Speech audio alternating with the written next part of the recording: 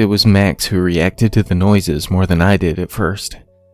He's always been a perceptive, if overly curious mutt, part beagle, part velociraptor, in his mind anyway, but a full-on bloodhound when a scent or sound caught his attention. I'd only lived at the cabin for a few weeks, hoping for some isolation to finish writing the novel I'd been working on for the better part of 5 years. Yeah, okay, working on is a bit of an exaggerated way of saying I'd been mentally plotting it out for a good half a decade. That's besides the point. Having lived in a fairly bustling apartment building since moving out of my parents' house, it wasn't always easy to stay focused with noisy neighbors and traffic passing by. That's the very reason I decided to move out to this spot, a good way from the beaten path. Other than some camping trips when I was a kid, I didn't have much experience being surrounded by nature. For the most part, I managed to ignore the sounds of the wind blowing through the branches or the wildlife scurrying around. Max, however, had not been a fan since we moved in.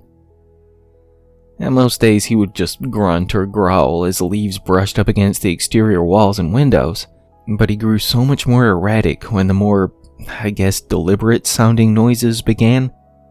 I don't know if that's the best way to describe them, but they seemed far less random than the soundtrack of the forest. I began to take things a bit more seriously when I was awakened in the middle of the night by my bedroom window cracking. It was like something slammed against it, if I had to guess. I practically jumped out of my bed, scampering to the window to see what was out there. Max was going completely nuts, barking his furry little ass off with the hair on his back standing upright.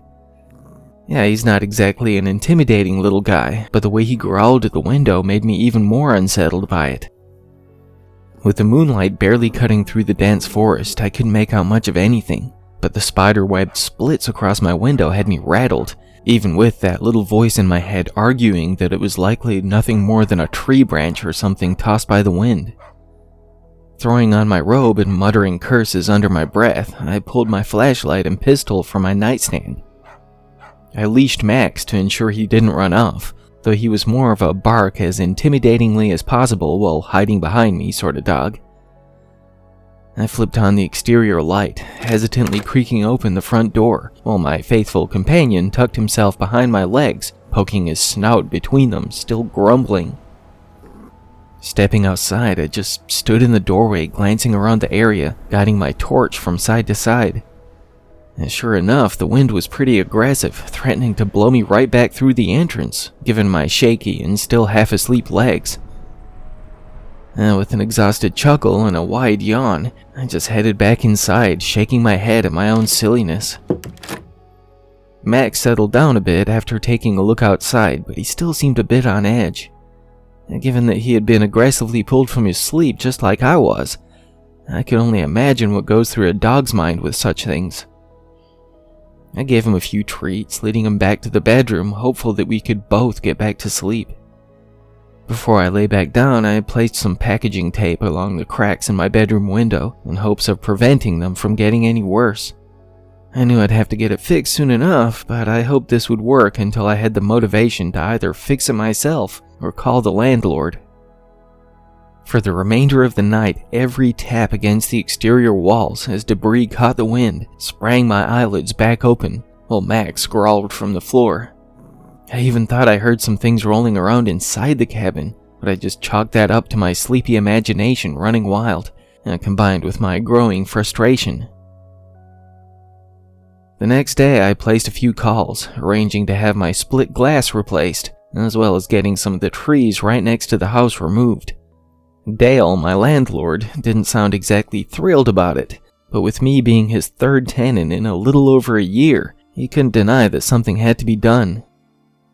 Okay, it was at that point when I should have had the sense to ask more questions about those who had moved in and back out so swiftly, but the restless night hadn't left me much sense by morning. I was fighting sleep all day, even while the guys Dale had sent out went to work on the window. There would still be a few days before the tree removal team came to check things out, and I went ahead and cut down some of the branches right next to the house. The last thing I wanted was to have to arrange to get the damn window replaced again, if that night was as windy as the last. When the noises attempted to interrupt my sleep once more, I ended up choosing to crash on the couch. Yeah, I could still hear them from the living room, the scratching at the door and walls, just as much as the tapping on the fresh pane of glass. But with how beat I was by that point, I didn't have nearly as much trouble drifting away, even with Max still occasionally grumbling at the front door. Some days later, as my landlord had promised, the tree removal crew arrived. The nights leading up to this had left me both frustrated and exhausted with the regular scuffling and scraping, but I was hopeful that this would do the trick. As it turned out, though, this was just an evaluation and not the actual removal. Yeah, I can't say I know anything about how these kind of things work, but it was still frustrating.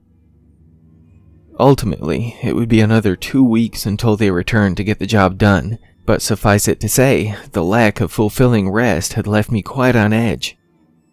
It had escalated to the point in which I was certain there was as much movement inside the house as beyond its walls, with how erratic my mental capacity had grown.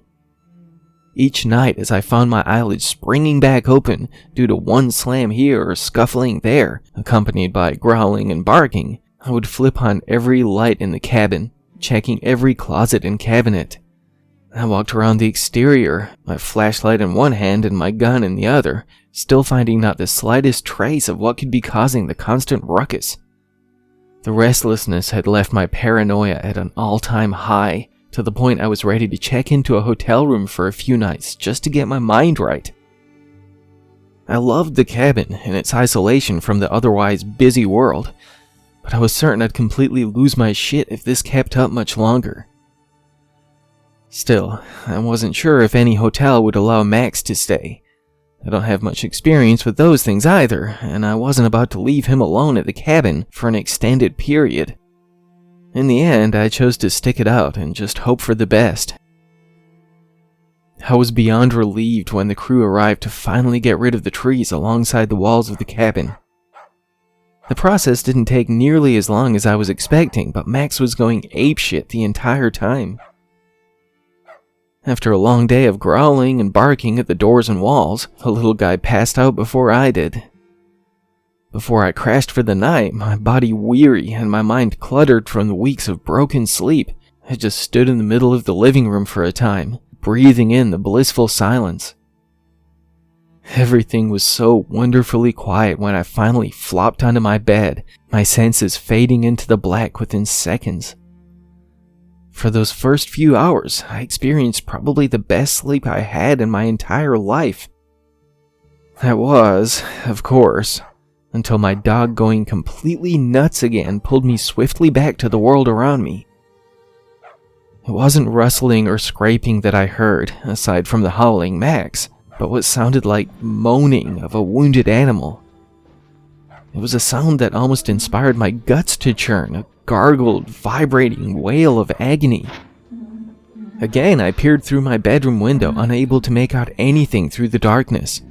What I could hear, though, while I attempted to silence my dog to the best of my ability, was what sounded like something being dragged across the ground, possibly only feet beyond the window. Once more, I repeated the process that had almost become a nightly ritual by this point, flipping on the exterior lights with my gun flashlight and leashed Max.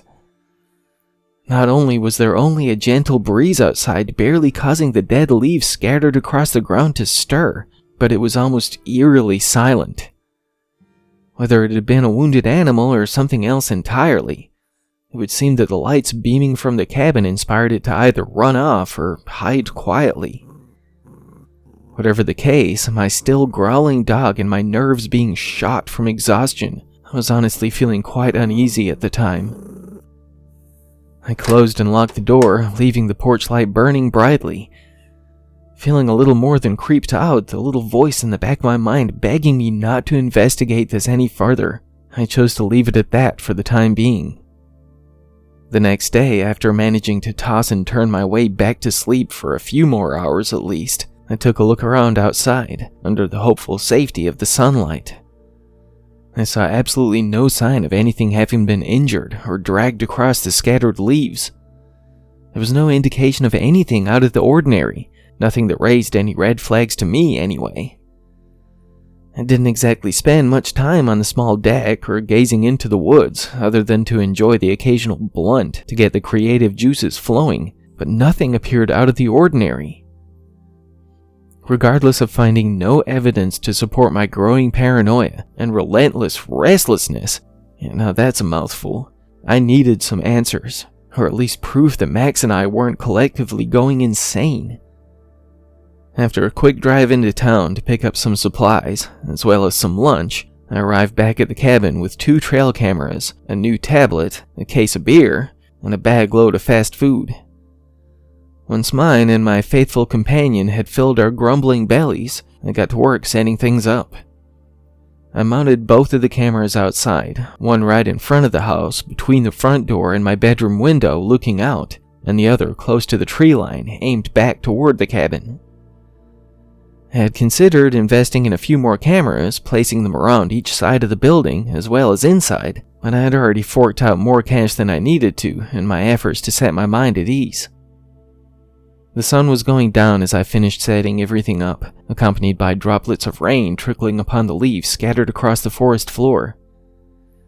It was at that point, as the loud clap of thunder inspired the drizzle to transform into a veritable monsoon, that 2 things occurred to me.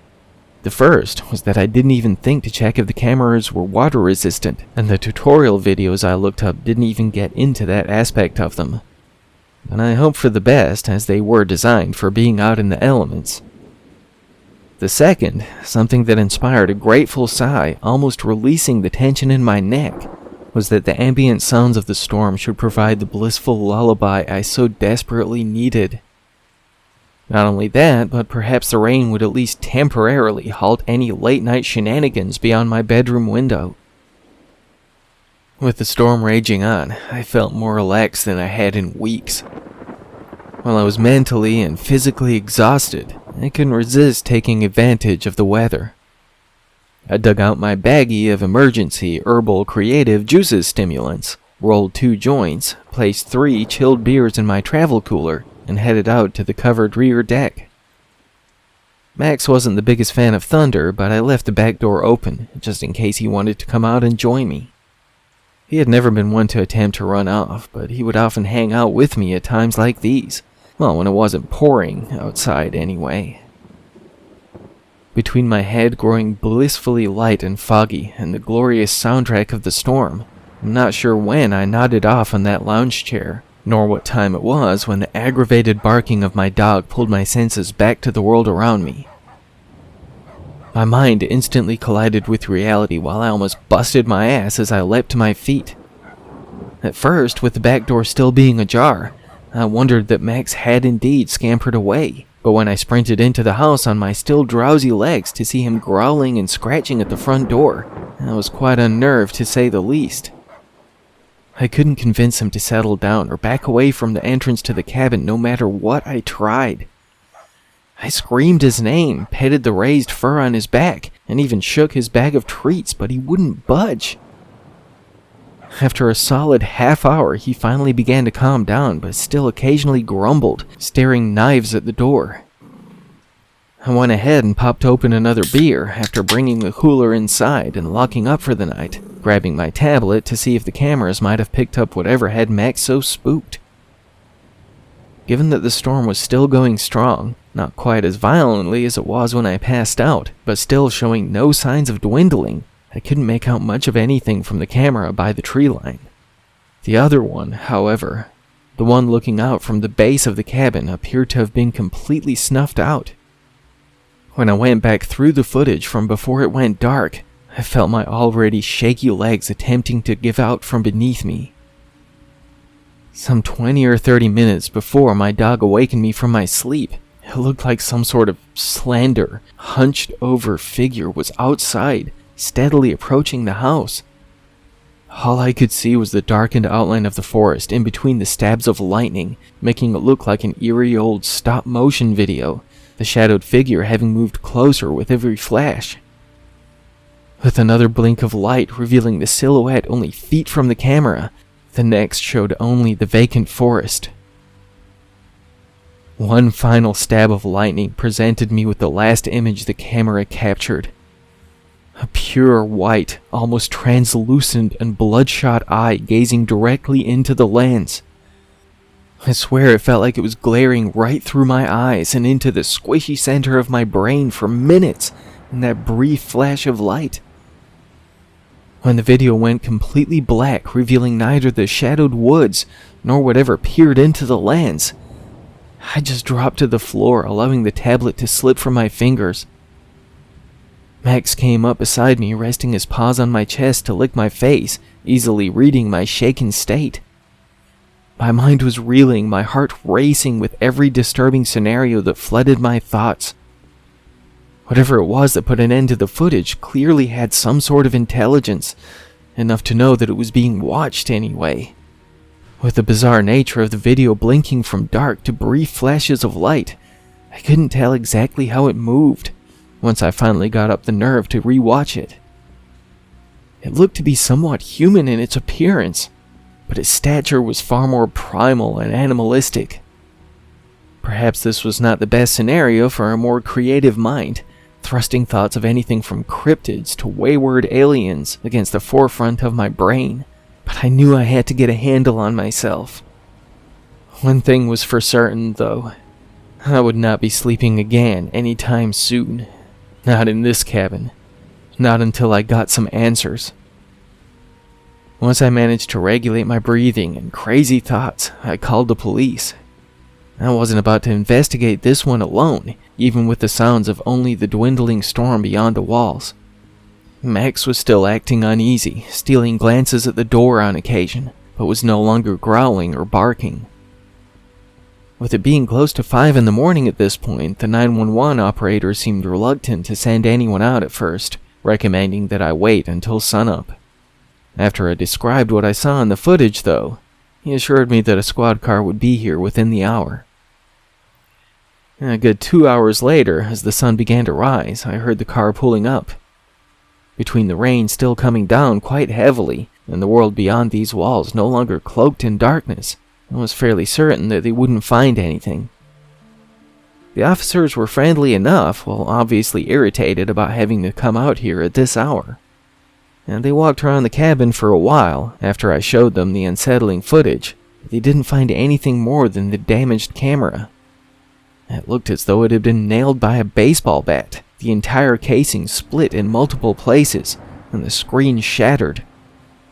Officer Grange, the taller and younger of the two, appeared a little unnerved by both the damage to the trail cam and the silhouetted figure on the video. He assured me that there was no trace of anything to worry about in the vicinity of the cabin, or any sign of someone attempting to break in. I told him about the unsettling noises over the previous weeks, but he just shrugged those off. He said that a forest at night can produce a wealth of eerie sounds between the wind and the wildlife, suggesting that I was simply not used to my surroundings yet. Given that I was accustomed to a more populated area, I couldn't deny that he was likely right, but that didn't make me feel any more at ease with my current situation. Once the cops headed out, certain that whoever had smashed my camera was likely long gone by now, I locked up and fell into my bed. With how exhausted my body and mind were by this point, I passed right out, even with my thoughts still all over the place. The following morning, I made a trip into town to replace the broken camera, along with a small cage to hopefully protect it from further attacks. When I returned to the cabin to find the door open and no trace of Max, I felt my heart practically leap into my throat. I ran inside, barely registering the split wood around where the doorknob used to be, calling out for my dog. Without the slightest whine or moan replying to me, I sprinted back outside, screaming the name of my faithful companion. Still nothing, not as much as the rustling of dried leaves or scampering squirrels. Before I headed back into the cabin, trying to figure out if I should call the authorities again, I inspected the one remaining camera mounted by the tree line. To my surprise, it had not suffered the same fate as its sibling, and I hoped that it could reveal what went on over my brief trip into town. Fighting to convince my near-spasming fingers to obey my commands as they trembled against the screen of my tablet, I finally managed to cue up the most recent footage. I watched on as my truck pulled away, the echoing sounds of Max barking his pleas not to be left alone in the background. With my chaos-fueled thoughts, his bargaining yelps inspired a sensation of guilt, driving a series of nails into my chest. As the video progressed, showing nothing more than the wind stirring the leaves, I managed to regulate my breathing and racing heart, something that did not last for long. As the barking began to settle down, Max having finally accepted my departure, the next few minutes passed by uneventfully. That was until the barking not only resumed, but grew so much more frantic than before. It was no longer the hopeless yelps of a dear friend, upset that his roommate had ditched him, but the frenzied and borderline manic howls of anger and fear. It took me a moment to register what was happening as my eyes panned across the screen, but when I focused on the ground, maybe 15 to 20 feet from the patio, where the forest floor appeared to be swelling beneath the leaves, I could almost feel my heartbeat stop cold.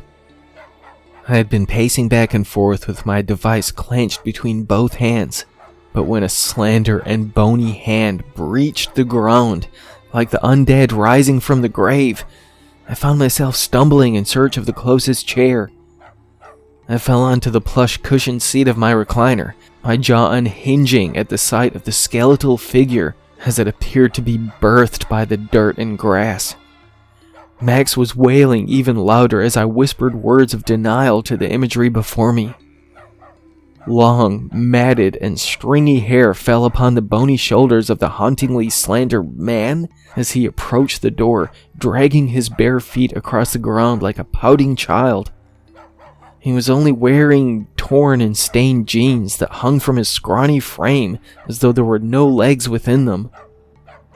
Stopping short only a foot or two from the door, he tilted his head to the ground, his hair peeling away from his shoulders as he hunched over.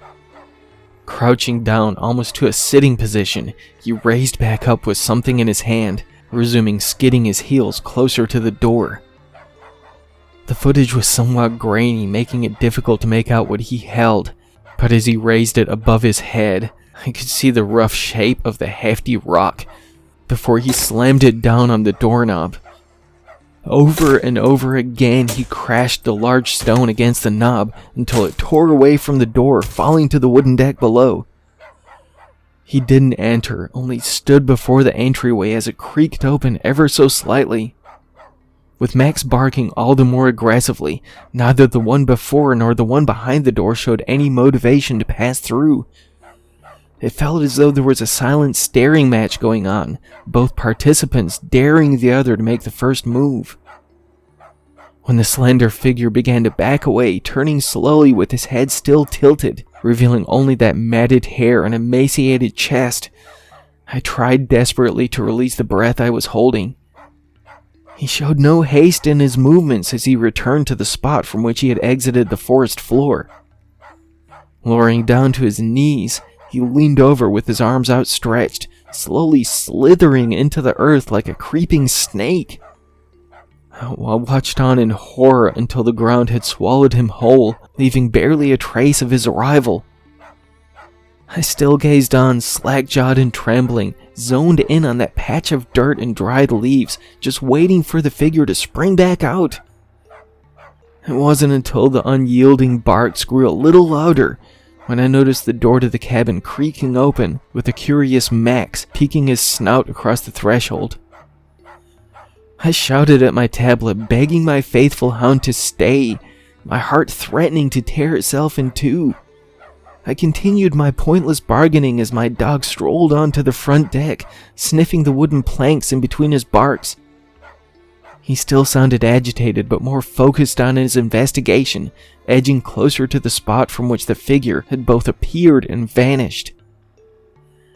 I knew what was coming as Max stopped in place, brushing the leaves with the tip of his nose. But when that skeletal hand sprung from the earth, snatching him by the collar, a muffled howl was all he was able to let loose before he was pulled into the earth.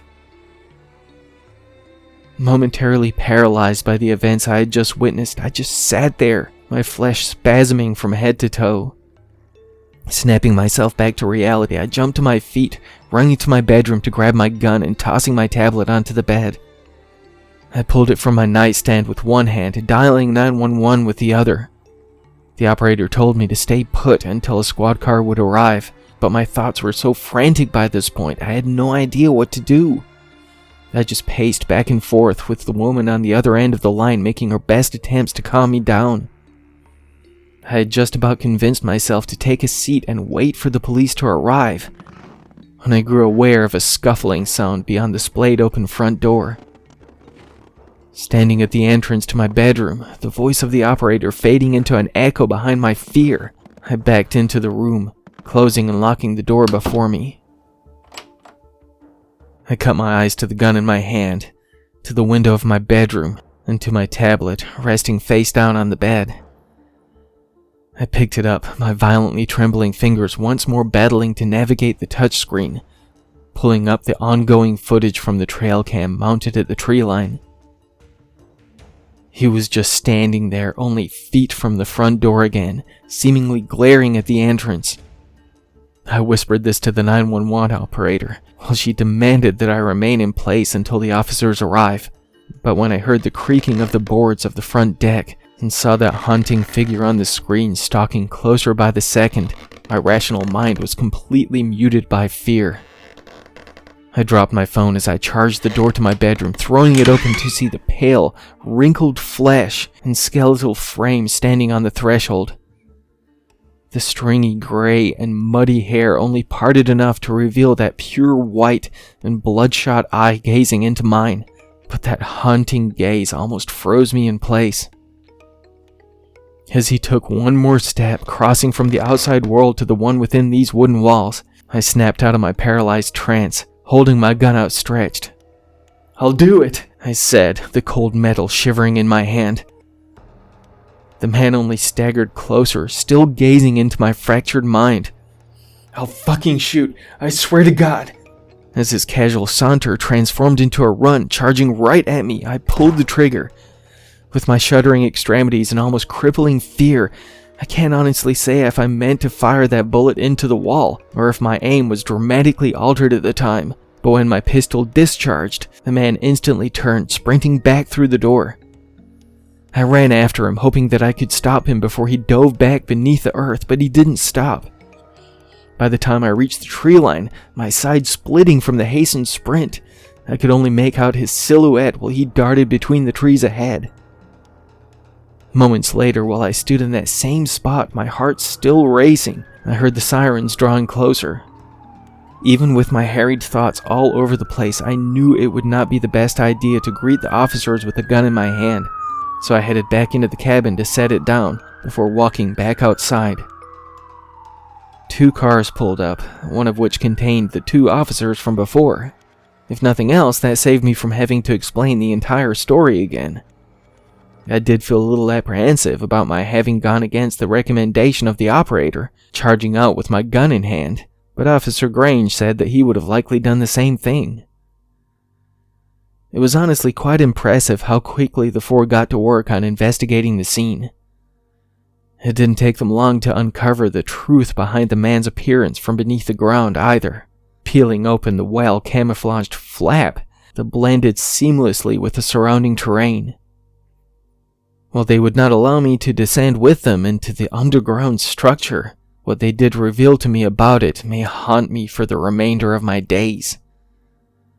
The 2 who climbed down were pale and shaken when they came back up, one of them retching across the leaves.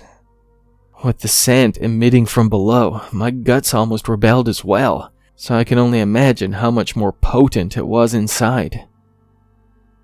Without being too descriptive, they told me about the scattered bones, traces of viscera, gore, and human waste all over the sizable structure. The underground dwelling, which was only one wide but well-furnished room, reached under the cabin itself. Though Officer Grange told me that there didn't appear to be any trapdoors or hidden entrances into the house, it still left me horrified, knowing that the stranger had been right beneath me this whole time. It would appear that this man had been living there for quite some time, feeding off the wildlife he dragged into his domain. They found Max, unconscious but still grasping onto life, my heart breaking as they carried him out. He was in bad shape, with multiple oozing wounds that looked to have been made by human teeth. Did this man devour these poor creatures raw, feasting on their flesh while they still fought to survive? How did he keep them from fighting back while he ate them alive? Would I ever be able to get this imagery out of my head? Within the day, more vehicles showed up, sealing off the area to investigate everything fully. I would have to relocate while this was ongoing, but I was not exactly planning to stay either way. And suffice it to say, I had lost my desire to live out in the middle of nowhere. I am very happy to report that Max recovered from his many brutal injuries. He has a few limitations now, a limp on his right foreleg, and he's not quite as sprightly as he used to be. But I can only imagine how much an experience like this can traumatize an innocent dog. He's slowly coming back to himself, and I make sure to let him know every single day how grateful I am that he survived this nightmare. It's been some months since I moved away from that cabin, having relocated to a well-populated suburban street. Yeah, I'm still not a fan of being surrounded by people coming and going, but I find a certain degree of peace in the sounds of garage doors opening, cars driving by, and children playing outdoors. At least I know where those noises are coming from. They never turned up anything on the man who lived beneath the ground, just outside that cabin in the woods. They did, however, discover that not all of the bones belonged to animals. I can't help but wonder if the previous residents of that little house did indeed move away, or if they lived out the remainder of their days in that forest after all. Somehow, I have a feeling that, no matter what happened that day, I would have been vacating that cabin one way or another. Yeah, I think I'll get used to the life of a suburbanite. I don't think solitude is for me after all.